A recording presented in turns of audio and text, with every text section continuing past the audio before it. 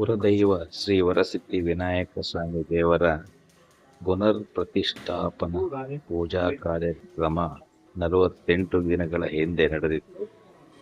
ಇವತ್ತು 48ನೇ ದಿನ ದೃಢ ಸಂಪ್ರೋಕ್ಷಣಾ ಕಾರ್ಯಕ್ರಮಗಳು ತಯಾರಿಯಾಗುತ್ತಿದೆ. ಈ ಪೂಜಾ ಕಾರ್ಯಕ್ರಮದ ತಯಾರಿಯಲ್ಲಿ ಅರ್ಚಕ ವೃಂದದವರು ರಂಗೋಲಿಗಳನ್ನು ಬಿಡಿಸಿ ತಯಾರಿಗಳನ್ನ ಮಾಡ್ತಾ ಇದ್ದಾರೆ. ಇನ್ನು ರಂಗೋಲಿಗೆ ಪ್ರಾಚೀನತೆಯ ತಳುಕು ಇದೆ. ಹೋಮ ಹವನಾದಿಗಳಲ್ಲಿ ರಂಗೋಲಿ ವಿಶಿಷ್ಟ ಸ್ಥಾನವನ್ನ ಪಡೆದಿದೆ.